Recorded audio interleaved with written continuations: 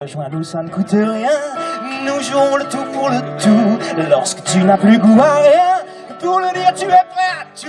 Si on solo ça ne vaut rien, encore nos voix emportent tout. Je ne suis rien, tu n'es rien, chacun dans son coin. On plie les genoux devant le grand Manitou. Je ne suis rien, tu n'es rien, mais nous sommes à tout. Et main dans la main, le monde est à nous. Le monde est à nous, le monde est à nous. Nous entendez-vous?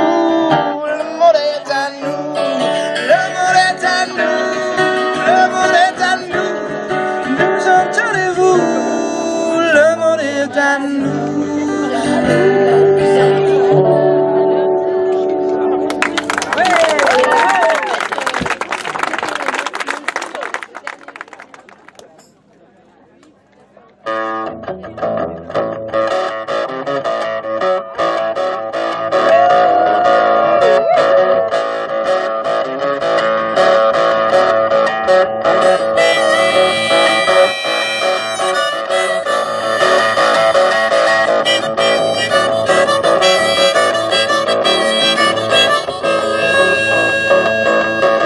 J'ai économisé année après année pour armer jusqu'aux dents les poulets de mon quartier.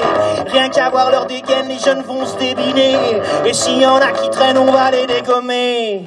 Au rock and flashball, rock and flashball, rock and flashball, rock and flashball.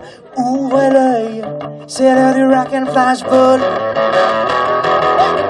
Rock and flashball, rock and flashball, rock and flashball, rock and flashball.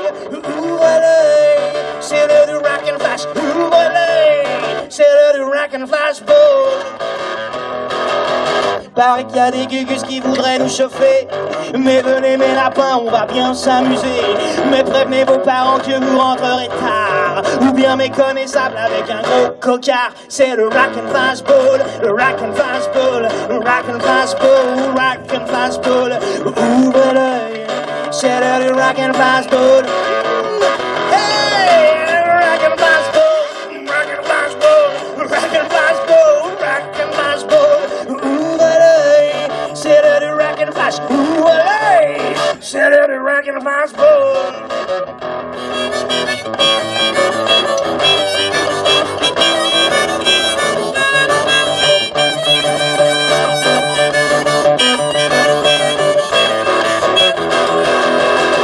Faut vraiment être aveugle pour nier l'évidence. Le CRS est roi au royaume de France. Et quand y en a qui meuglent, on fait régner la loi. Au royaume des borgnes, le CRS est roi. C'est le rock and flashball. Rock and flashball. Rock and flashball. Rock and flashball. Ouvre l'œil, c'est le rock and flashball. Encore. Rock and flashball. Rock and flashball. Rock and flashball. Vous faites presque peur. C'est l'heure de rock and flash. Ouvre l'œil, c'est l'heure du rock and flashball.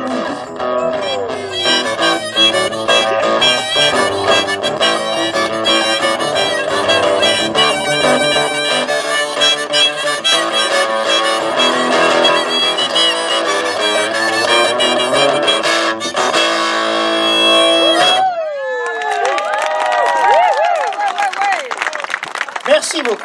Ah, ça vous plaît d'être dans la peau d'un CRS, hein? Ça marche, hein? Ça galvanise. Bon, je vous propose d'autres personnages tout à l'heure, parce qu'on m'a demandé de faire pour cette première partie. C'est parce qu'ils ont pas encore tué. Dans la deuxième circonscription de Montpellier, qui est aussi notre députée référente, puisque vous savez qu'on n'a que 17 députés qui font beaucoup de choses à l'Assemblée nationale, mais qui viennent aussi sur le terrain. Et Muriel est notre députée référente par rapport au Gard, puisque nous sommes le département voisin.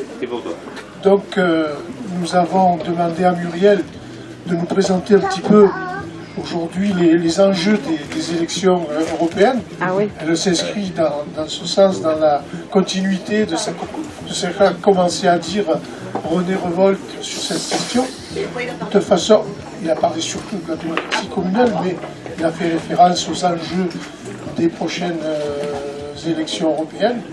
Voilà. Et donc on te laisse le soin de revenir sur ces enjeux et de montrer toute l'importance que nous avons à nous mobiliser pour que la France insoumise fasse un très bon score. Je te laisse la parole. Je te remercie. Je vous remercie déjà de m'avoir invité. C'est vrai qu'il y a une tradition d'échange depuis des années entre les militants du Gard et les militants de l'Hérault. Donc c'était assez naturel de continuer ce chemin ensemble. Oui, donc on m'a demandé de parler de l'enjeu des élections européennes. J'avais boudé parce que c'est pas un sujet qui me passionne en disant que peut-être je parlerai d'autre chose, mais non, je vais suivre le programme qu'on m'a demandé. Il faut... en fait, ça a une résonance et une importance plus qu'on ne pense, notamment avec les parallèles de ce qui se passe en France, mais j'y reviendrai un petit peu plus, notamment sur la porosité finance et fasciste et les idées d'extrême droite. Voilà. On sent ça qui s'installe en France et on le sent aussi en Europe. Et c'est un moyen de lutter qui peut être aussi efficace, donc il faut s'en saisir. Quand on parle des élections européennes, en général, les gens vous regardent en faisant « ouais, d'accord, ça sert à rien ». Beaucoup de gens vont pas voter. Alors ça sert à rien, oui et non. Ça sert à rien parce que les gens se disent que tout est décidé de toute façon à Bruxelles et que ça se transcrit. Alors nous on le voit beaucoup à l'Assemblée nationale où on nous demande beaucoup de transcrire en fait des circulaires européennes voilà, au niveau français parce que c'est obligatoire et on nous dit surtout ne faites ni plus ni moins. C'est-à-dire dès qu'on fait une proposition pour l'améliorer parce que des fois c'est pas complètement délirant et que ça va dans le bon sens, surtout pas. Voilà, c'est juste pour la transcrire telle qu'elle, voilà. Et c'est là, en fait, qu'on se rend compte, même si on en a déjà l'intuition, que oui, beaucoup de décisions sont prises en réalité à Bruxelles, hein, et que c'est pas un fonctionnement très démocratique, hein, c'est assez complexe, hein, les institutions européennes, un peu opaques. Il y a beaucoup de gens qui sont nommés et qui ne sont pas élus, et c'est un système de fonctionnement qui est assez éloigné des gens, assez éloigné des élus. C'est pour ça que c'est important pour nous de nous lancer dans cette élection en essayant de changer un petit peu tout ça. De toute façon, c'est incontournable, parce que tant qu'on aura l'Europe de la finance, on aura, avant de commencer toute discussion, et nous on le voit tous les jours à l'Assemblée nationale, ça commence toujours par « Ah, est-ce que les 3%, il faut respecter les 3%. Et puis la dette publique, et puis la politique d'austérité, qui est une réalité. On est en train de s'appauvrir, il y a un dumping social un petit peu partout. On voit en France que les gens sont de plus en plus pauvres, hein. Il y a plus de 30 000 enfants qui vivent dans la rue, plus de 9 millions de personnes qui vivent sous le seuil de la pauvreté. Je prends Montpellier, on a 27% des gens qui vivent sous le seuil de la pauvreté. Et alors autant on peut admettre que en 57 on a dit on va faire l'Europe, on va faire d'abord une Europe de l'argent, de la monnaie, et puis il va y avoir un espèce de cercle vertueux, hein, du capitalisme, et puis après on aura une Europe sociale naturellement avec le ruissellement, blablabla. Et puis on se rend compte que ça n'a pas vraiment ruisselé et que ça a été plutôt la course à l'argent et au dumping social et le recul des droits sociaux. Voilà. Donc il faut se servir de cette opportunité parce que c'est une opportunité, les élections européennes à venir, à la fois pour pas leur laisser les clés, c'est la même démarche qu'on a eue aux législatives et partout, hein, avec la France insoumise, ne pas leur laisser les clés et proposer autre chose. On vous dira toujours il n'y a pas d'alternative. Bon. Au présidentiel non plus, hein, il n'y avait pas d'alternative. Il y a quelques années, quand on tractait avec des idées de gauche, alors j'emploie le mot gauche à dessein, mais pas vidé de ses valeurs, etc., on était des doux rêveurs, mais voilà, pas très sérieux. Et qu'est-ce qu'a montré la France insoumise et qu'est-ce qu'on a montré tous, parce qu'on a eu énormément de gens, de militants, quoi, hein, qui nous ont rejoints avec leurs histoires et qui nous ont aussi beaucoup enrichis. Ils ont montré que oui, il y avait une alternative avec le programme L'Avenir en commun. Et les gens d'abord nous regardaient un peu d'un œil moqueur, puis avec les livrets, et puis en approfondissant, oui, c'était crédible, et oui, à partir du moment où c'est crédible, on peut débattre idée à idée et projet contre projet. Et je crois qu'un des enjeux là qui va venir pour les élections européennes, c'est de continuer un petit peu à creuser notre programme et à l'élaborer avec dans l'idée qu'on n'est pas toujours, comme on l'a été pendant des années, dans le camp de ceux qui veulent changer le monde, mais qui n'auront jamais les clés du château. Là, on a vu qu'on pouvait de temps en temps, à certains endroits, remporter des victoires. On a vu aussi l'utilité du groupe à l'Assemblée nationale. Alors évidemment, on n'est que 17. Et on tient beaucoup plus que vous ne croyez parce qu'on sait qu'il y a vous derrière et ça fait beaucoup de bien, mais ça fait une opposition et ça montre aux gens, ça montre à Macron qu'on lâche pas, qu'on informe les gens et qu'on propose autre chose. Et c'est très très très important de continuer à faire connaître nos propositions et de lutter. Alors on vous dit toujours les lois qui passent une fois après c'est trop tard. Non, il y a des deuxièmes lectures, il y aura des deuxièmes lectures en juillet et probablement en août. Donc au niveau européen, il faut continuer ce travail-là. Il y a des copains, je l'ai oublié ce matin, je voulais l'amener pour vous le montrer, des copains de Clermont-Ferrand qui ont fait un petit bouquin sur l'Europe, sur... ça va monsieur ? Sur les traités européens et qui décortiquent un petit peu tout ce qu'il y a dans les traités et pourquoi il faut les mettre à bas. Voilà. On a montré, on a vu en 2005 que c'était un débat qui intéressait les gens, qui intéressait ce qu'on appelle le peuple. Je dis ça parce qu'ils ont une très très très forte notion, les gens qui nous gouvernent, y compris en Europe, mais je le vois déjà moi au niveau de l'Assemblée, de lutte des classes. On vous répète partout qu'il n'y a plus de lutte des classes, il n'y a plus de classe sociale, etc. Eux, ils ont ça très présent à l'esprit. Et croyez bien que de voir arriver... c'est Marine Le Pen qui nous appelle les punks à chiens. Des punks à chiens à l'Assemblée nationale et qui portent l'idée du peuple et qui portent l'idée des gens, ça ne leur plaît pas du tout. Mais vraiment pas du tout. Rien que pour ça, je pense qu'il faut continuer un petit peu. Donc on a une Europe qui fait exploser la pauvreté, qui fait aussi exploser un petit peu les idées xénophobes, la montée des idées fascistes, le recul aussi de la démocratie, le rejet des institutions et l'éloignement du citoyen des centres de décision. Elle vient aussi en grosse partie du fonctionnement de l'Europe. Et quand on discute avec les gens, beaucoup de gens nous disent d'abord on ne sait pas comment ça marche, on ne sait pas à quoi ça sert. Et puis de toute façon, même si on vote pour des gens après ici en France, ils prendront l'orientation de l'Union européenne et de la finance. Ça dépend pour qui vous votez, ça dépend pour qui les gens votent. C'est sûr que si vous laissez des gens comme Macron, oui, ils se plieront, ils vont même plus loin. Les ordonnances travail et la case du droit des travailleurs, ils sont allés plus loin que ce que voulait Merkel. Donc ça, il faut quand même le préciser aussi aux gens. Alors on a face à ça une tentative, on n'est pas les seuls à penser que les élections européennes seront très importantes. D'abord parce que si on ne change pas l'Europe, effectivement on aura des difficultés à mener la politique qu'on veut en France, même si on prend le pouvoir. Donc il faut prendre les clés du château aussi là-bas.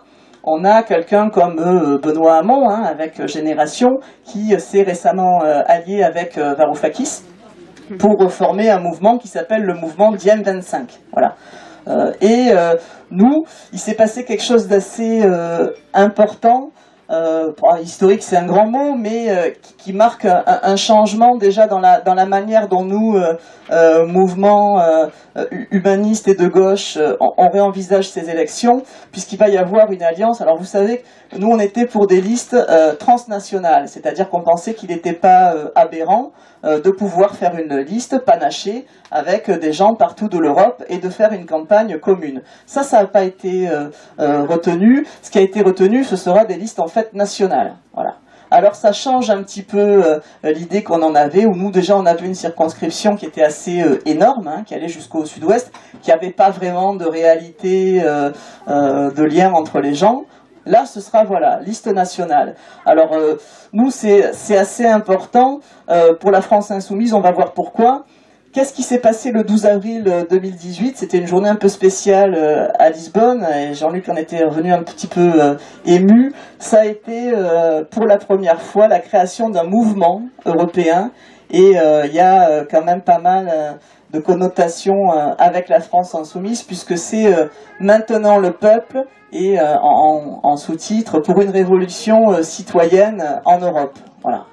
Et ça veut dire que face à l'austérité, face aux 3%, there is no alternative, face aux êtres humains, aux migrants qu'on laisse crever et écouler en Méditerranée en se renvoyant la balle, la France a été particulièrement minable. Il y a une alliance qui se met en place. Il y a avec alors ceux qui savent pas, c'est avec Podemos en Espagne et avec El Bloco de Esquerdas au Portugal. Voilà.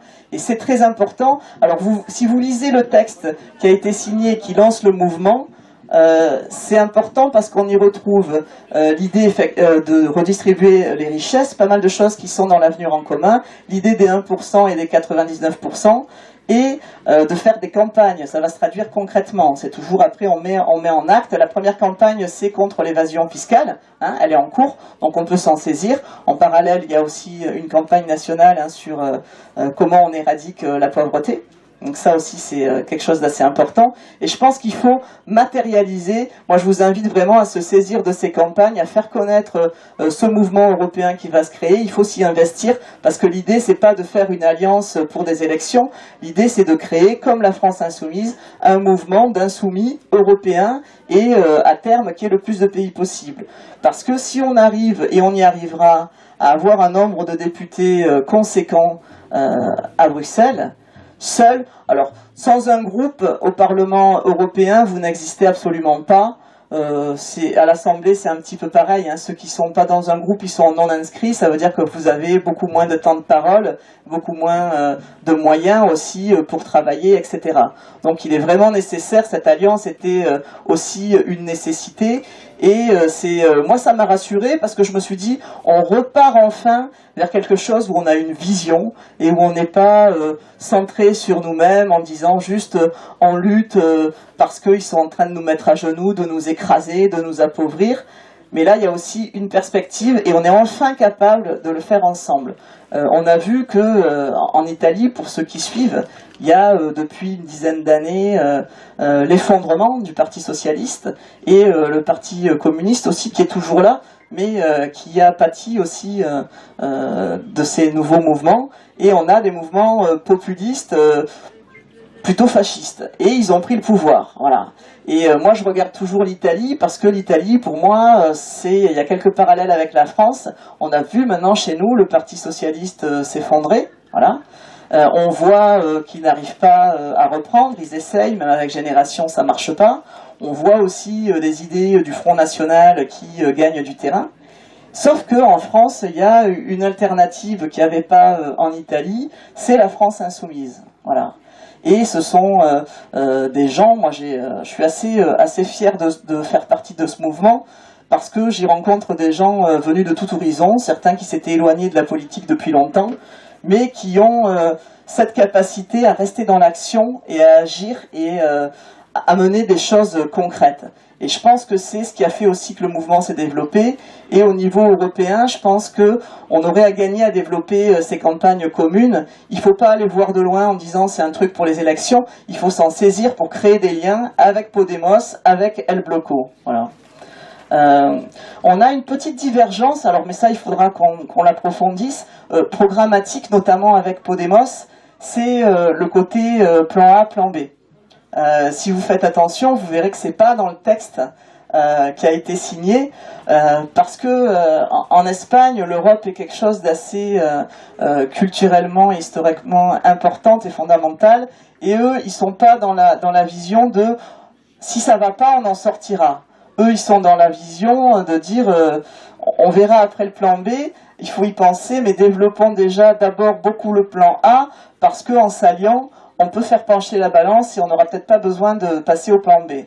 C'est vrai qu'on n'est pas, la Grèce, et c'est pas du tout péjoratif pour la Grèce ce que je dis, parce qu'ils se sont battus comme des lions, ils se battent encore, ils en prennent plein la figure, ils ont été piétinés parce qu'ils ont eu l'audace de vouloir quand même garder quelques réformes sociales malgré l'Europe, en allant contre l'Europe.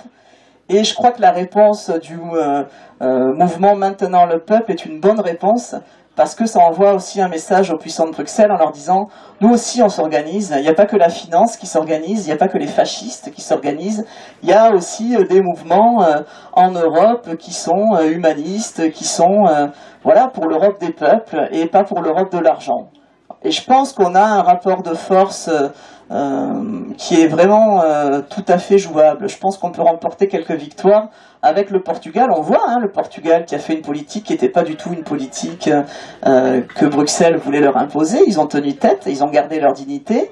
Et alors, étonnamment, en plus, ça a des résultats positifs en termes de lutte contre la pauvreté, etc., sur la population. Du coup, c'est un peu compliqué aussi pour Bruxelles de dire aux gens on détient la vérité absolue et vous pouvez rien faire d'autre parce que ça marchera pas. Parce que là, on a un pays qui essaye quelque chose et ça commence à marcher. Donc ça, c'est extrêmement important. C'est une réponse à la montée de la finance et des fascismes. Je vous disais qu'on voit en France, il y a toujours eu cette tentation de s'allier entre des régimes autoritaires et entre l'argent, les forces de l'argent, les grandes entreprises. Parce que quand vous avez l'ordre, d'ailleurs, vous verrez, l'ordre, c'est un vocabulaire qui rentre maintenant dans le gouvernement et qu'on entend aussi chez certains sachants de Bruxelles. Il ne faut pas déranger l'ordre. En règle générale, il ne faut pas déranger les marchés, il ne faut pas déranger les puissants, et il faut garder de l'ordre. Voilà. Et nous, on est évidemment les punk à chiens de la France insoumise, et vous, là, je vois que parmi vous, il y a d'affreux syndicalistes, il y a des gens dans des associations qui font partie, qui vont dans les mouvements sociaux, etc. Et donc, vous semez le désordre. Voilà, et trouble à l'ordre public, etc. Voilà, vous faites partie de ceux qui abîment la société en créant le désordre. C'est de l'humour, évidemment, ce que je dis, c'est de l'ironie, mais eux le pensent vraiment, et c'est un discours qui se développe. Moi, j'ai été frappé à l'Assemblée nationale de voir quand même quelqu'un comme Madame Vidal, qui est quand même ministre de l'enseignement supérieur, vous dire les yeux dans les yeux que ce qui s'est passé à la fac de droit à Montpellier, où un groupuscule fasciste, où il y avait dedans des profs et certains étudiants et des membres du personnel ont tabassé des étudiants qui faisaient grève. On ne fait pas le lien entre les fachos et ces gens-là. Par contre, dans le rapport et dans les propos de Madame Vidal, il y a une parlementaire qui a contribué à créer le désordre, c'est ma pomme, et puis d'affreux syndicalistes qui, du coup, ont engendré une réaction des fascistes, et d'ailleurs, ils préconisent pas du tout la lutte contre les fascistes, ça leur pose pas de souci, ils préconisent de mettre en place une procédure pour que les syndicalistes qui réserveront dorénavant des salles, soient responsables pénalement et que les conditions soient un peu plus durcies. On voit effectivement que même au niveau européen, il y a dans beaucoup de pays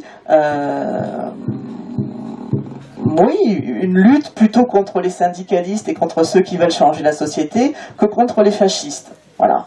Après, les fascistes aident aussi les puissants et la finance. Les fascistes, contre qui ils tapent? Ils tapent contre les rouges, ils tapent contre les syndicalistes, ils tapent contre les plus faibles et contre les étrangers.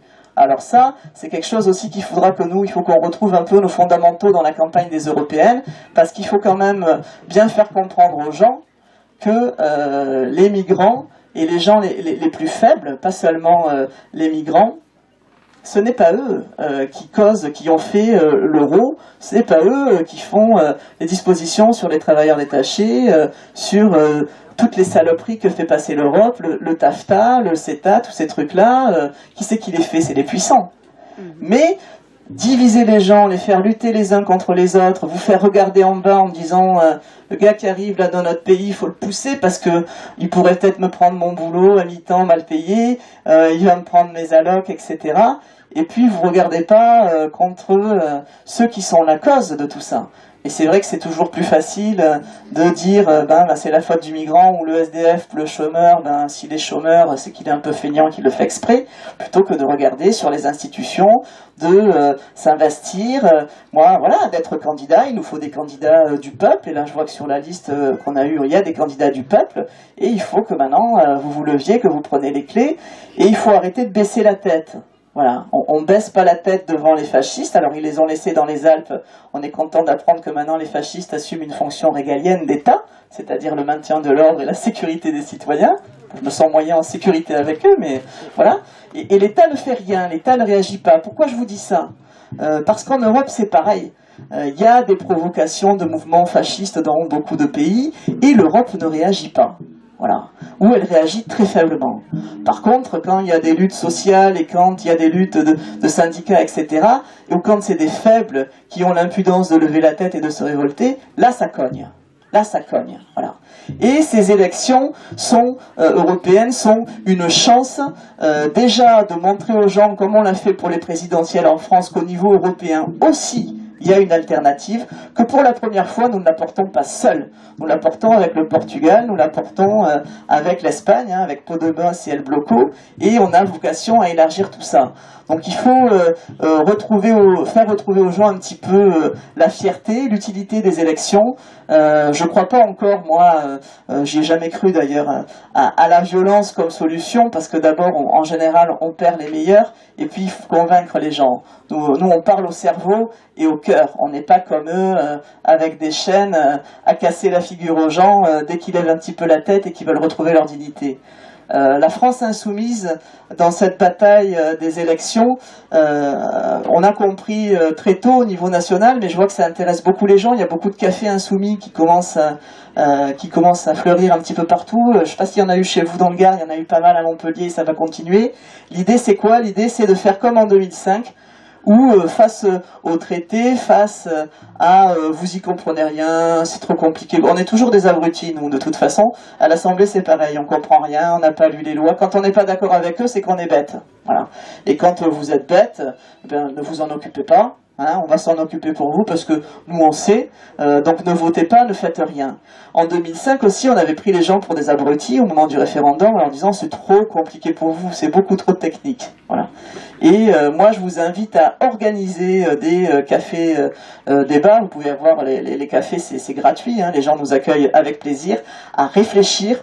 Je vous retrouverai, pour ceux que ça intéresse, le titre de ce petit bouquin, là, Contre les traités, qui a été fait par des copains de Clermont-Ferrand, et c'est très bien fait. Il faut décortiquer tout ça.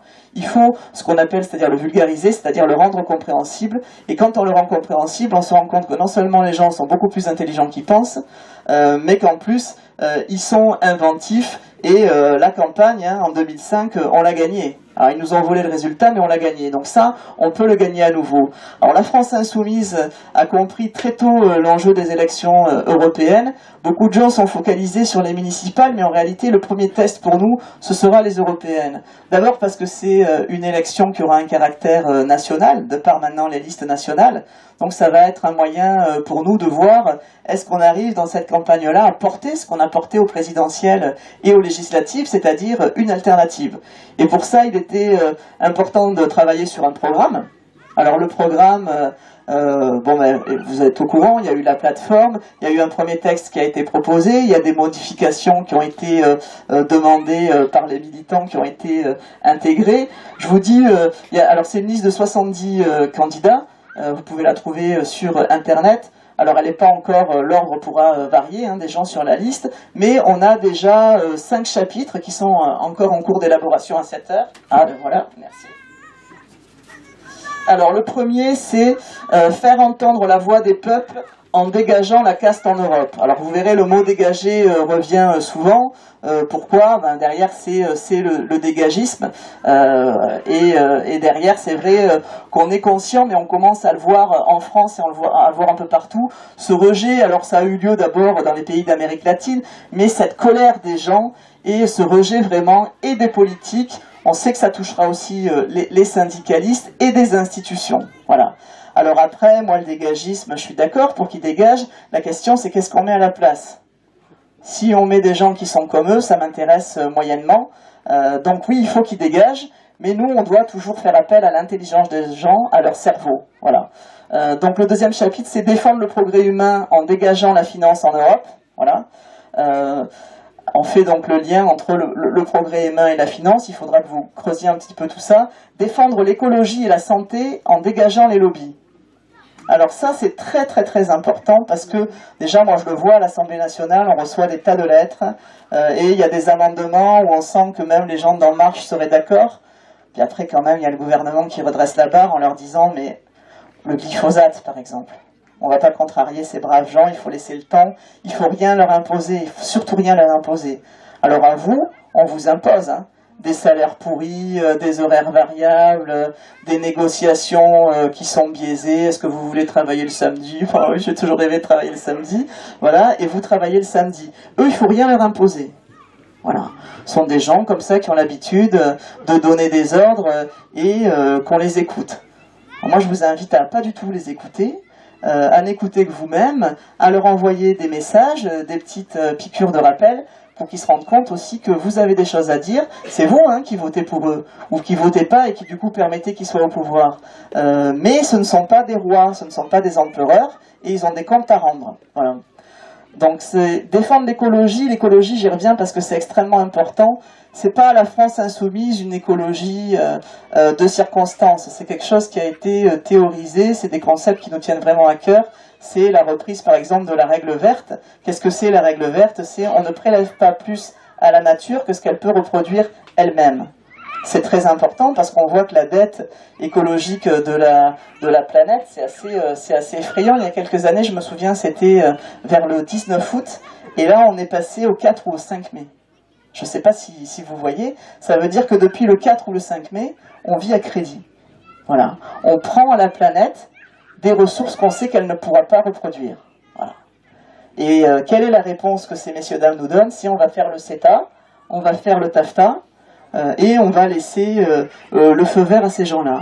Et nous, qu'est-ce qu'on a? On a la règle verte, on a une économie à visage humain, voilà, qui est locale, qui respecte aussi les gens, qui respecte aussi les animaux. Alors ça fait sourire des fois quand on dit ça, mais on traite les animaux de la même manière qu'on se traite entre êtres humains. Voilà. Réfléchissez à ça et vous verrez de la même manière qu'on tolère que des poules soient dans des cages, des poussins soient broyés, on tolère que des migrants soient dans des bateaux qui coulent et qui crèvent, et c'est des hommes. On tolère que des gens soient dans la rue, des SDF, et meurent, etc. Donc il y a tout un mécanisme aussi chez ces gens-là. Alors au niveau européen, ils ont beaucoup de moyens, mais nos puissants en France en ont aussi, pour changer un petit peu notre manière de penser, d'interagir entre nous. Faites attention à ce qu'ils disent, à leur élément de langage. Voilà, il n'y a plus de pauvres maintenant, il y a des gens qui ont des revenus modestes. Ça fait moins pitié, on a moins besoin d'intervenir, ça a l'air moins urgent. Les pauvres, quand on croise un pauvre, on se sent un peu obligé de faire un truc pour lui. Personne aux revenus modestes, ma foi, c'est moins grave. Regardez aussi comment il y a, mais c'est pareil aussi au niveau européen, la négation de la lutte des classes. Et ça, c'est intéressant parce qu'on le retrouve dans l'alliance qu'on a fait, nous, FI, au niveau européen, avec El Bloco et Podemos. Il y a cette notion de lutte des classes et de lutter contre les 1%. Eux, il n'y a plus ça, c'est fini. Et donc, du coup, ça veut dire quoi? Ça veut dire que ce qui vous arrive, c'est de votre faute. C'est plus l'action politique qui peut changer les choses, parce que de toute façon, on voudrait bien, mais il y a les 3%, et puis il y a le marché, et puis on ne peut pas le faire. C'est votre faute. Comme c'est pas leur faute, c'est votre faute. Si vous êtes chômeur, c'est pourquoi? Soit c'est parce que vous n'êtes pas très compétent, soit c'est parce que vous demandez des conditions de travail qui sont vraiment pas raisonnables. Ça va faire couler les entreprises. Si en plus vous voulez un salaire à peu près décent ou un temps plein, et vous n'êtes pas mobile.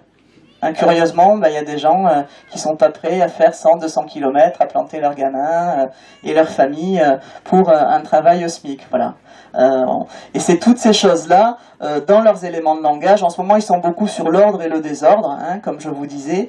Et vous avez quand même Emmanuel Macron qui se permet de dire, alors c'est jamais un hasard, pareil, la sortie de Darmanin sur les aides sociales et la sortie de Macron, il y a beaucoup trop de pognon, c'est pas un hasard. Ils testent, ils envoient, ils le pensent vraiment. Ils le pensent et ils vont le faire. Ce qu'ils veulent faire derrière, c'est quoi? Derrière les aides sociales, c'est les réduire, les harmoniser et les simplifier, parce que comme on est bête, il faut qu'on nous simplifie les trucs parce qu'on comprend pas tout. Donc comme ça, ce sera simple pour nous. Il y aura un forfait, une aide. Qu'est-ce que c'est derrière?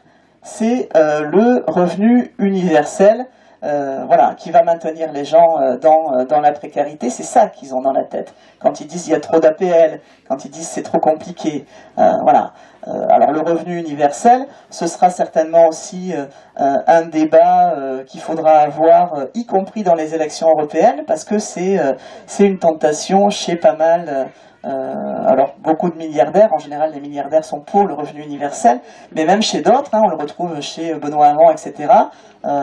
C'est une tentation aussi de certains au niveau européen, de donner comme ça une enveloppe pour les gens, voilà, et de les maintenir dans la précarité et dans la pauvreté, parce qu'avec ce qu'ils veulent vous donner, on parle selon les programmes de entre 450 et 750 euros par mois. Ça veut dire que vous êtes sous le seuil de la pauvreté, puis que vous allez y rester, et puis que vous allez bien lever la patte, parce que si vous vous révoltez, l'aide elle peut s'en aller. Nous, on croit encore à la valeur travail. Par contre, on exige la répartition et la distribution et du travail. Voilà, donc baisser le temps de travail et à la fois des richesses. Voilà. On est les seuls, je crois, à parler des salaires bas, d'augmentation de salaire, non, mais ce qui est quand même assez hallucinant. Voilà. Donc au moins, ces élections européennes, il faut pas les voir comme une élection de plus, il faut pas les voir comme un truc assez écœurant parce que la finance va encore prendre la main. D'abord, on n'en sait rien. Les élections présidentielles, qui avait mis la France insoumise à 19% quelques mois avant? Absolument personne. Tous les gens qui sont honnêtes, non, on devait faire un bon score, mais on ne pensait pas passer le gap. Le gap, on l'a passé parce que y a eu un travail de militantisme extrêmement puissant et surtout extrêmement honnête et respectueux des gens. Voilà. Il faut qu'on garde ça. Là, on a eu quelques victoires. Les élections européennes, sur les projections qu'on a, on peut avoir entre 10 et 20 députés européens. Ça a l'air de rien, mais c'est énorme, surtout s'il y a une alliance avec le Bloco et Podemos.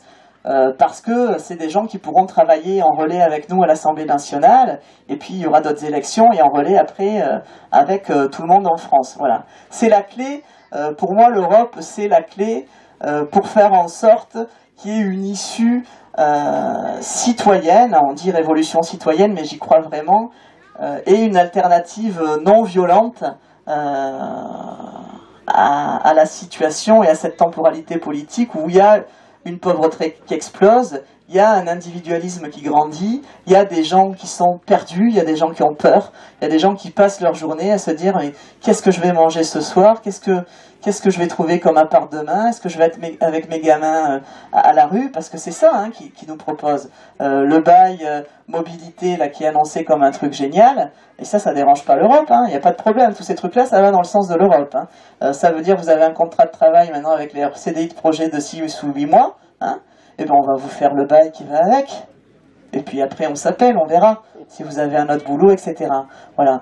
Et la seule chance d'éviter ça et d'éviter que la colère des gens se transforme soit en haine, soit en violence, parce que vous avez en face des gens qui vous disent vous n'êtes pas content et c'est pas un problème parce qu'on s'en fout, on fera quand même ce qu'on a décidé. C'est nous de prendre les clés, c'est nous de s'investir, c'est nous de devenir acteurs.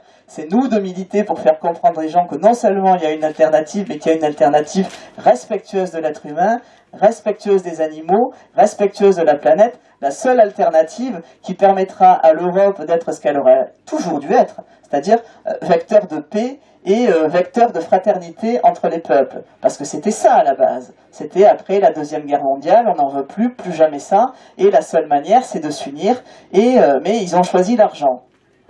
L'argent, on a vu ce que ça donnait. Nous, on choisit l'humain. On a une réelle opportunité. Il ne faut surtout pas se sous-estimer. Souvent, les gens dans nos mouvements disent « mais on n'y arrivera pas ». Bien sûr que si, on peut y arriver. Mais je crois même qu'on n'a pas le choix. On doit y arriver. Parce que si on n'y arrive pas, on sait que ce sont les mouvements fascistes et la violence et la peur qui prendront le pas. Pourquoi ils ne l'ont pas encore fait? Ils ne l'ont pas encore fait parce qu'il y a vous tous. Parce qu'il y a vous tous, et que tous, à notre petit niveau, à notre mesure, on lâche pas. On lâche pas depuis des années, avant même que le mouvement soit créé, parce qu'il y a beaucoup de gens qui se sont retrouvés dans la France insoumise et qui venaient d'ailleurs, parce qu'il y a des gens qui croient encore qu'on peut imposer un autre programme politique et que c'est crédible et qu'ils le chiffrent, et qu'il y a des gens qui vont taper chez les gens, faire du porte-à-porte, dans les entreprises qui s'investissent dans le syndicalisme et partout, et qui sont dans les luttes sociales et dans les associations, et qui font un travail extraordinaire. Extraordinaire. Alors vous n'avez pas BFM, on n'a pas BFM, on n'a pas ces médias-là, mais on a le système D, on a notre inventivité, on a ce travail au quotidien de fourmi qu'on lâche pas, qui permet que nos idées sont en France à 19% et qui va nous permettre de les porter au niveau européen et de faire des campagnes communes avec Podemos, avec El Bloco, de créer, de faire des échanges entre militants, d'avancer tout ça. Donc c'est une échéance qui va arriver assez vite, donc la campagne de fait, même si la campagne officielle n'a pas commencé, elle a déjà commencé. Je vous invite vraiment à vous y investir et à la poursuivre, et surtout avec l'idée qu'on peut prendre les clés du château et en tout cas leur prendre le plus de clés possible. Parce que vous voyez déjà le petit travail qu'on essaye de faire à l'Assemblée nationale. S'il y avait un relais au niveau européen, voilà, ça permettrait de mieux expliquer aux gens à quoi ça sert et surtout comment on lutte contre le fascisme en Europe, comment on lutte contre l'argent roi, l'argent qui vaut plus que les vies humaines, et comment on met en place une alternative humaniste, fraternelle et écologique et solidaire. Voilà. Et ça, ça ne se décrète pas. C'est un travail de tous les jours, un travail de chaque instant. On n'a pas les médias, mais on a autre chose, on va commencer avant eux. Et ça, c'est vous qui l'avez voilà, entre vos mains. Je suis désolé, j'ai raccourci un petit peu parce que ça a été un petit peu décalé, donc on a moins de temps. Et je voulais vous entendre un peu et qu'on ait un peu un temps d'échange. Voilà, je vous remercie.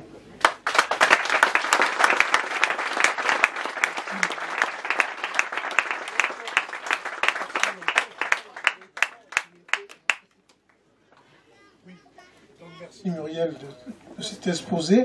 Donc maintenant, vous avez la parole. Donc, la deuxième question ou la première? Est-ce que quelqu'un peut faire passer? Santa. Monsieur, vous avez levé la main le premier. Merci. Oui, bonjour, mon prénom c'est Roland, je suis au NPM. Je voudrais apporter une critique par rapport à la surestimation des élections. Alors les élections, en général, c'est toujours une farce. Et celle-ci, encore plus que les autres, le Parlement européen, c'est quand même un Parlement consultatif. Les vraies décisions, ce sont les ministres des Affaires étrangères qui se réunissent régulièrement et qui donnent des consignes à la Commission de Bruxelles.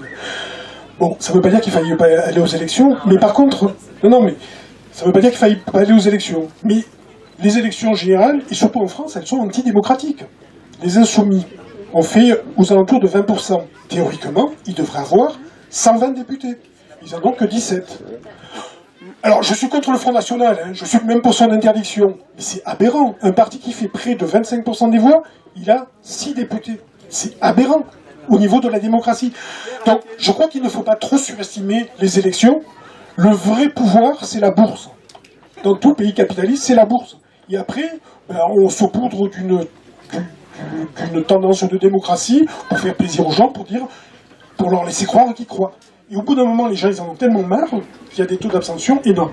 Donc ça, c'est sur la surestimation des élections. Le deuxième point que je voudrais soulever, c'est que les élections européennes, c'est dans 1 an. Les élections municipales, c'est dans 2 ans. Or, il y a des tâches immédiates. On a Macron qui fait actuellement un forcing tout azimut. Et moi, j'ai un peu peur qu'on se retrouve dans la même situation qu'en 2016, où il y avait la loi travail. On s'est battu. Alors, on s'est bien battu. Il y a eu des fortes mobilisations jusqu'au mois de juillet. Je me rappelle même à Nîmes, la dernière mobilisation, c'était, je crois, le 10 juillet. Un plein cagnard, il devait faire 50 degrés au soleil. Et il y avait une forte mobilisation. Et à la rentrée, tout d'un coup, on nous a dit « Stop, stop. Maintenant, c'est les élections présidentielles. Vous allez voir ce que vous allez voir. On va pouvoir... » Bon, le résultat, il a été que les élections présidentielles, elles sont aussi antidémocratiques. On ne vote pas pour un choix politique, on vote pour éliminer. Donc on a eu Macron. Macron, il faisait 14%. Il a 400 députés. Donc on voit le peu d'enjeu. Par contre, on a arrêté la lutte contre Macron, contre la loi travail, pendant 1 an. Et ça a été très dur de repartir lorsque, à la rentrée de septembre cette année, enfin 2017, il a lancé les ordonnances. Ça a été très dur. Parce qu'effectivement, on ne redémarre pas comme ça. Et là, se lancer dès maintenant sur des élections qui, à la limite, sont presque secondaires, ça ne veut pas dire qu'il ne faut pas se présenter, mais qui sont secondaires, je veux dire, c'est une façon aussi de démobiliser l'action sociale. Et je crois que c'est ce qui est important là, le rendez-vous à la rentrée, c'est dire Macron, stop. Stop. Tes lois, c'est celle du patronat, c'est celle du MEDEF. On n'en veut pas. Et mobiliser de telle façon qu'il y ait un grand mouvement social qui fasse blocage à Macron. Voilà, j'ai été un peu long, je suis désolé. Non, il n'y a pas de... Attends, je te réponds. Je te réponds parce que c'était dense et intéressant, donc je te réponds tout de suite. Alors, je suis d'accord avec toi, en plus, mais j'en tire pas les mêmes conclusions sur notre stratégie, en fait. Élection piège à con, hein, c'est pas de moi, hein, ça fait longtemps qu'on dit ça. Et il y a une réalité, c'est-à-dire que le fait qu'il n'y ait pas la proportionnelle, le fait qu'effectivement, une fois qu'on est élu, à part aux élections d'après, on ne rende pas vraiment compte, en fait, aux gens. Puisque vous avez, par exemple, Macron qui peut se permettre de dire aux cheminots faites la grève tant que vous voulez, je m'en tape complètement, ce que j'ai décidé de faire, je le ferai quand même. Bon. Et qu'il y a dans son gouvernement, ben voilà, Elisabeth Borne, qui a quand même contribué à flinguer la SNCF, et qui gagnait, alors elle est contre le statut des cheminots, c'est intéressant, parce que c'est quand même une dame qui gagnait 56 350 € par mois. D'accord ? Voilà. Donc je suis d'accord avec toi quand tu dis c'est un piège. Et en même temps, et la démocratie n'est pas parfaite, et est-ce que c'est réellement une démocratie ? C'est la même question que la justice, est-ce que c'est une justice de classe ou pas, etc. Voilà. Mais en même temps, comment on fait ? Est-ce qu'on fait une révolution, etc. Moi, je pense qu'il faut jouer un petit peu avec leur code pour au moins pouvoir les changer, prendre leurs clés. Moi, j'essaye sur toutes les grilles. Est-ce qu'il faut être dans les mouvements sociaux ? Mais 1000 fois oui. Mais 1000 fois oui, moi je suis resté délégué syndical et je pense que on doit être dans toutes les luttes sociales. C'est pas parce qu'on commence une campagne des européennes qu'on doit plus être dans les luttes sociales et qu'on doit faire que ça. Nous on doit être partout. On doit être absolument partout. Et le lien, les lois dégueulasses que fait Macron et qui sont dictées par la finance, parce que c'est vraiment dicté par la finance. Quand vous avez en commission un rapport de la Cour des comptes où dessus il y a quand même marqué un lycéen coûte cher. Bon, mais c'est sûr que je pense que... Non, mais je l'ai lu 2 fois, et je suis pas... je veux dire, j'ai pas bu avant ni rien, quoi. C'est pas possible, tu te dis c'est pas possible. C'est écrit dans un rapport de la Cour des comptes. Et puis vous avez après, et là je te suis, tout le grand tralala, des gens qui viennent après, et qui vous disent « Oui, merci beaucoup pour ce rapport pertinent qui nous montre la voie. » Et puis après, du coup, ça devient une évidence. Et tu pars de là, tu pars du fait qu'un lycéen coûte cher, ah ben, les dépenses publiques, il faut les réduire parce que les 3%, blablabla. Et ils déroulent leur politique, mais ils déroulent la même au niveau européen. Donc on est obligé de se battre aussi pour les élections européennes et au niveau européen, parce que leur diktat et leur saloperie capitaliste et ultralibérale se déclinent du haut vers le bas. Voilà. Et moi je pense qu'il faut être partout et lutter absolument partout. Mais évidemment, c'est pas parce qu'on fait... Regarde, la campagne sur les européennes, elle démarre avec quoi ? Elle démarre avec une tentative de campagne commune avec les 3 pays de Maintenant le Peuple, donc le Portugal, la France et l'Espagne, sur l'évasion fiscale. Voilà. Et l'évasion fiscale, ça concerne quand même tout le monde. Et quand on vous dit que les aides sociales coûtent un pognon dingue, moi j'ai envie de lui dire que sa vaisselle à 500 000 €, on peut acheter 3-4 apparts avec, et qu'eux aussi ils coûtent cher ces braves gens. Voilà. Et qu'il faut s'en servir pour mettre en perspective. Moi je pense que c'est important de mettre en perspective ce qu'ils font, c'est-à-dire c'est un basculement de société qui nous propose Macron. C'est Thatcher. C'est les ordonnances travail. Alors moi aussi, je t'avoue, je suis un peu comme toi, et je me dis des fois, bon sang, mais pourquoi il n'y a pas une grève générale ? Pourquoi les gens ne se rendent pas compte ? Ils vont les piétiner, ils vont en prendre plein la figure, mais ça ne se décrète pas. Voilà, donc moi je suis dans les mouvements, je suis syndiqué, je suis... Voilà, et j'aide du mieux que je peux, je fais ma part. Mais c'est, voilà, une révolution ou une vraie révolte ne se décrète pas. Et c'est vrai qu'on a vu passer la loi travail d'une manière assez étonnante, et après on a vu, ben voilà, les ordonnances travail, mais en même temps, qu'est-ce que vous avez comme réponse quand les gens vont dans la rue ? Vous avez des gens qui leur disent « on le fera quand même ». Et moi j'ai déjà alerté plusieurs fois en disant « attention, si vous voulez que les gens respectent les règles démocratiques, respectent les institutions, il faut qu'elles soient respectables ». Il faut qu'elle soit respectable. Et quand vous avez des étudiants qui ont un mouvement contre la sélection, pour leur avenir, et on ne parle pas encore des réformes du bac, parce qu'ils sont intelligents, elles n'auront effet que dans 2-3 ans. Alors vous les votez maintenant, vous les passez maintenant, et dans 2-3 ans, vos gamins qui passeront le bac, selon le lycée où ils sont, ben voilà, il y aura des choses qui leur seront possibles, et puis d'autres un peu moins. Et moi, en plus, je suis un exemple type de quelqu'un qui, s'il n'y avait pas eu l'égalité de diplôme et un diplôme d'une valeur nationale, ben voilà, je venais d'un lycée où on m'aurait dit « t'es bien gentil, mais voilà, hein, tu vas rester dans ton lycée, puis tu vas chercher du travail, ça va aller très bien, c'est pas la peine de faire des études. » Voilà. Donc c'est très important, mais ça a un lien, parce que ce qui nous fait, et le basculement de société, je veux dire, il touche au financement de l'assurance chômage et de la sécurité sociale, c'est gravissime. Et il le fait en disant aux gens, on va le faire passer par l'impôt, parce que c'est ça, de fait, quand vous supprimez des cotisations sociales qui ne sont pas des charges, il faut le rappeler à ces braves gens. Ça veut dire quoi? Ça veut dire que l'État, alors les gens peuvent dire c'est super, l'État va reprendre la main dessus. Mais non, vous sortez de quelque chose qui était paritaire et vous aurez, comme dans tous les pays où c'est le cas, on vous accompagnera jusqu'à la mort quand vous aurez une affection longue durée, si vous êtes malade, le chômeur, vous aurez moins d'aide, elles seront un petit peu plus élevées, elles dureront moins longtemps, puis après vous crèverez. Vous crèverez. Et ça, c'est une déclinaison aussi des instructions et de la politique européenne. Donc il faut jouer, à mon avis, vraiment sur tous les tableaux. Il faut bien sûr être dans les luttes sociales. De toute façon, on est des militants. Hein, je veux dire, la France Insoumise, on est des militants et on travaille avec d'autres militants, même s'ils ne sont pas France Insoumise, quand on a des valeurs communes. Et le jour où on ne sera plus des militants, c'est pour ça que nous, à l'Assemblée, on a gardé cette stratégie d'un pied dedans, un pied dehors. C'est vous basculez, c'est fini. Vous êtes dans leur monde à eux, vous jouez au golf, au bridge, et puis vous décollez complètement, parce que vous savez plus ce que c'est que 1100 €, parce que vous vous souvenez plus que, avant vous viviez avec ça, et les prix des loyers. Donc si on arrête le militantisme, c'est fini, hein. Mais y compris pour les militants, on a fait plusieurs campagnes, on en aura d'autres, c'est un peu épuisant. Mais le jour où on sera trop intelligent pour tracter, trop intelligent pour faire partie des luttes, ou trop fatigué, on leur laissera définitivement les clés. Voilà. Donc je pense que, je suis d'accord avec toi, hein, c'est un peu des pièges à cons, mais il faut jouer avec leurs règles pour pouvoir les changer. Oui, une fois élu.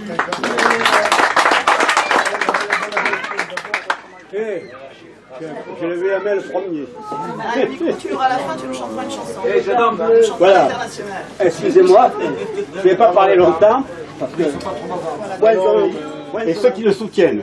Eh bien, voilà, ce qui se passe actuellement dans notre pays, c'est qu'ils portent atteinte à toutes les conquêtes sociales, aux droits démocratiques, avec les directives et les orientations qu'ils prennent. Ça réduit de plus en plus les possibilités de liberté dans notre pays. Donc voilà, ce qui se passe aussi, c'est que l'Union européenne est quelque chose qui n'est plus une union, c'est une désunion de l'Union européenne. Ça porte atteinte à la souveraineté des nations et des peuples de cette Europe. Le système de l'Union européenne n'est plus démocratique. Il faut abroger cette Union européenne, il faut la changer, il faut en faire une nouvelle. Voilà, c'est ce qu'il faut arriver. Il faut abroger il faut arriver à faire abroger dans le programme de la France Insoumise, abroger toutes ces lois qui ont été pondues comme des crottes de lapin depuis plus de 30 ans et qui ont porté atteinte à tout ce qu'on avait gagné depuis la libération de la France en 1945. J'étais gamin, j'ai assisté à la libération de la France et je veux assister de nouveau à une nouvelle libération de notre pays.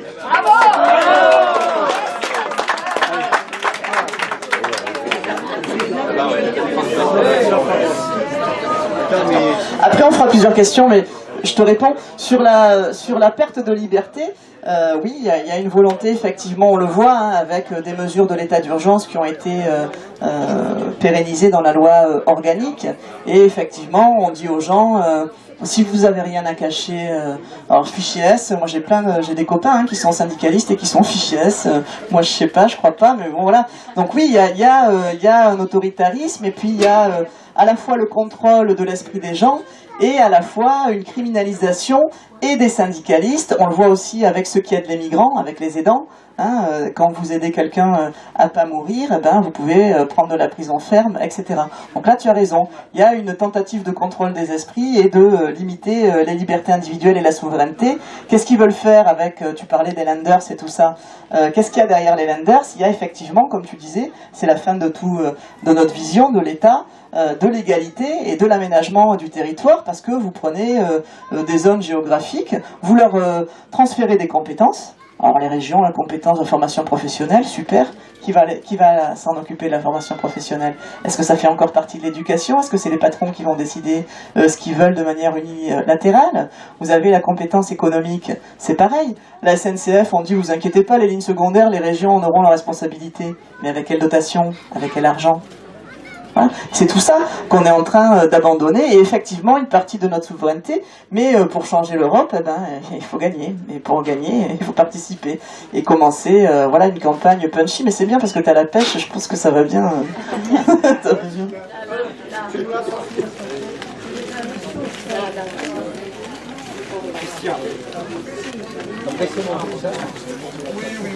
Madame le député, bonjour.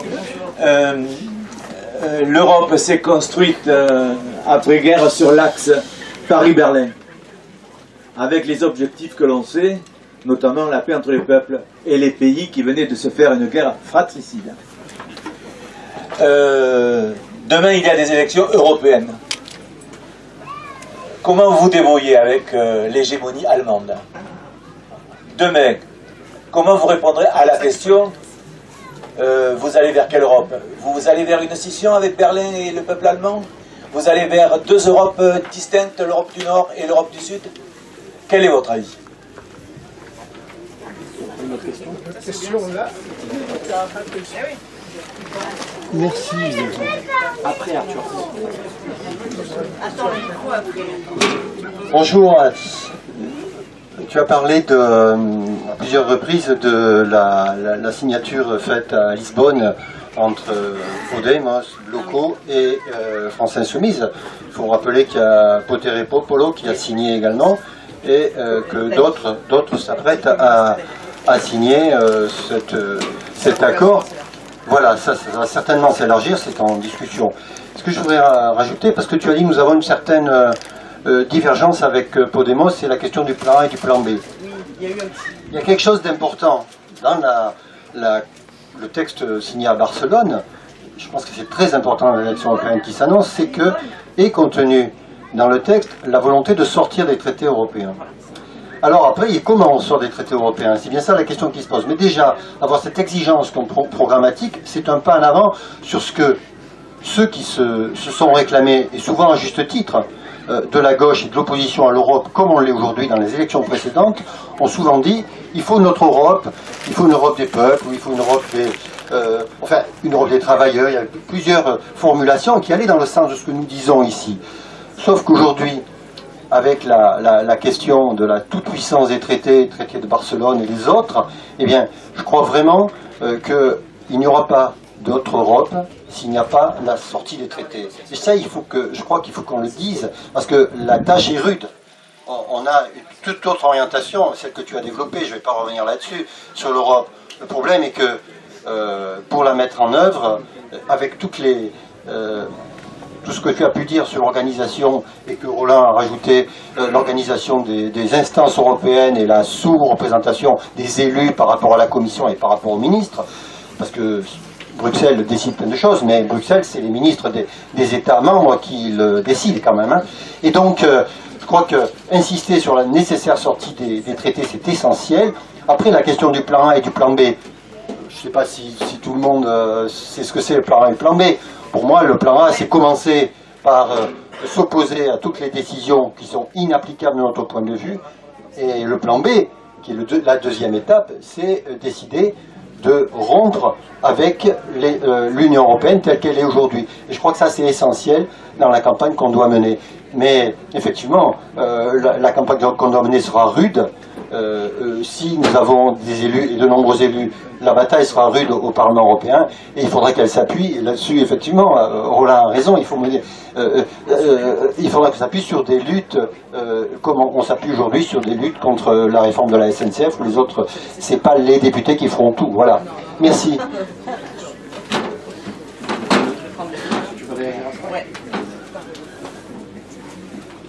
Alors, sur l'hégémonie allemande, c'est sûr que pour l'instant, ils font encore un petit peu ce qu'ils veulent. C'est bon. Moi, je suis pas, en plus, je suis pas du tout anti qui que ce soit d'ailleurs, ni allemand, etc. Moi, je combats les idées, je combats les classes, je combats jamais des gens. Voilà. Donc ça me paraît déjà important. Oui, la politique de Merkel est catastrophique, et oui, ils nous convoquent comme si on était des petits garçons et des petites filles. Hein. Ils ont fait ça avec Hollande, ils font ça aussi avec Emmanuel Macron. Et puis, petit garçon prend ses ordres de Bruxelles et rentre chez lui en France et les applique. Alors, il les applique à mon avis parce qu'il est un petit peu d'accord aussi avec cette politique-là et que ça lui va bien aussi, la finance. Hein. C'est quand même un garçon qui a toujours eu un rapport assez étroit avec l'argent et un mépris aussi, voilà, pour ceux qu'on croise dans les gares, comme il dit si bien, et qui ne sont rien, hein, qui ne sont rien tout simplement parce qu'ils n'ont pas d'argent.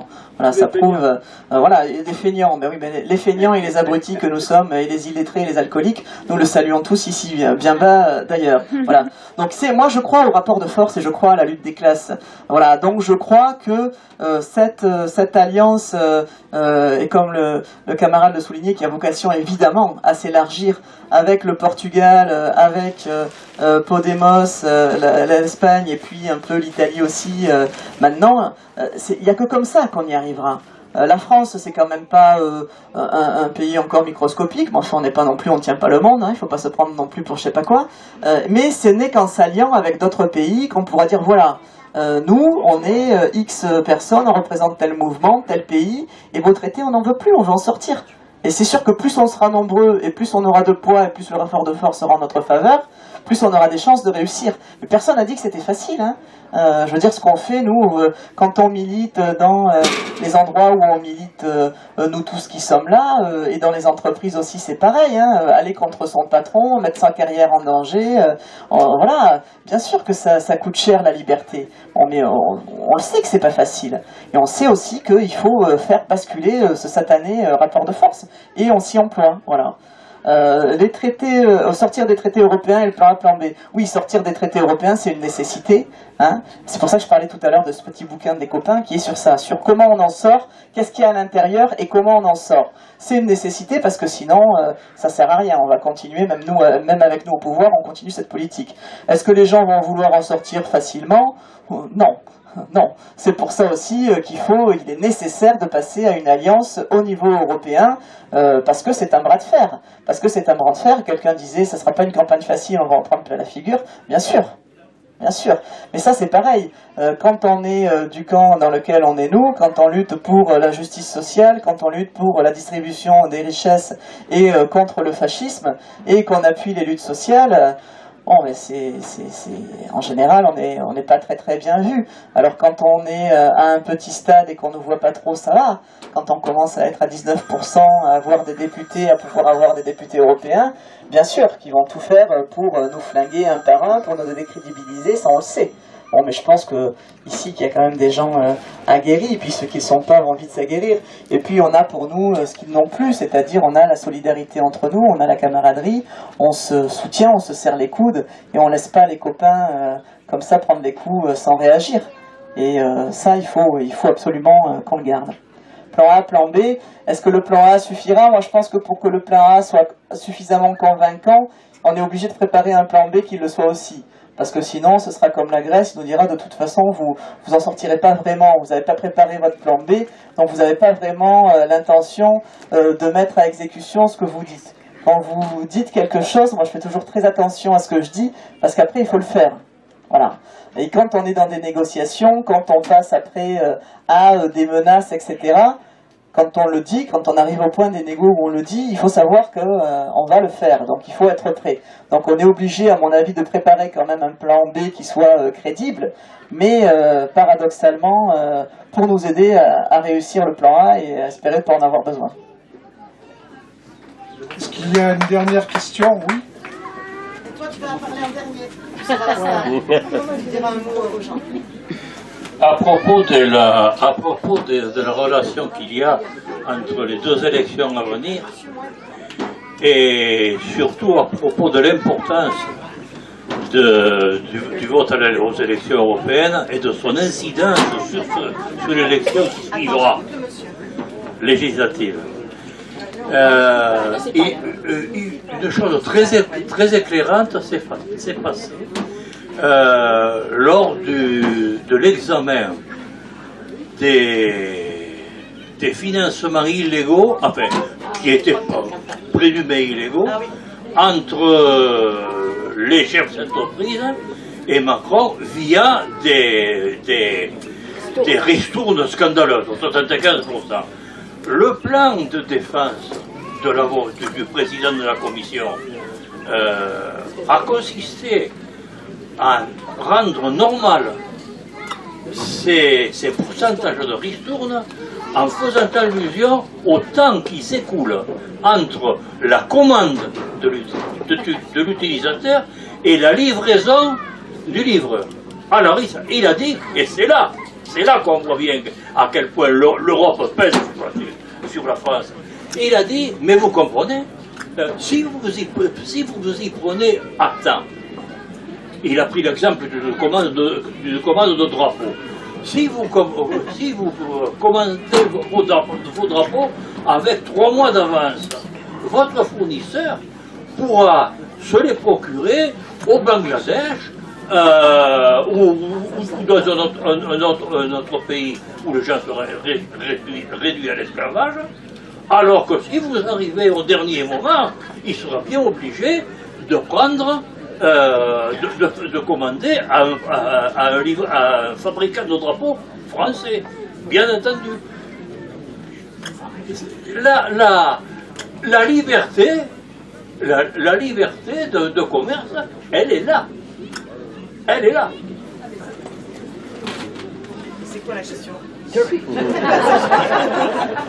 Ben, il faut s'en souvenir lorsqu'on préparera les élections européennes et expliquer aux gens que c'est extrêmement important et que ça conditionne l'avenir de notre pays. En ce qui concerne la possibilité qu'aura l'Europe ou non de nous imposer ses vues. Merci. Alors je vais laisser, tiens, viens sur l'estrade, tu finis? Allez Arthur, Arthur avec nous. Arthur, applaudissez-le, Arthur, c'est son baptême de scène, Arthur. Je te prête le micro, tu fais moins le malin là. Hein. Tiens, dis un petit mot, Jean, et puis après on va les laisser aller boire un coup.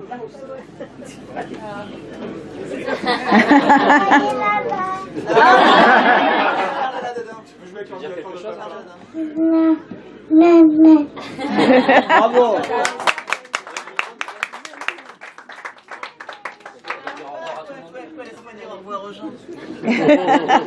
Merci beaucoup d'avoir supporté ça sous la chaleur.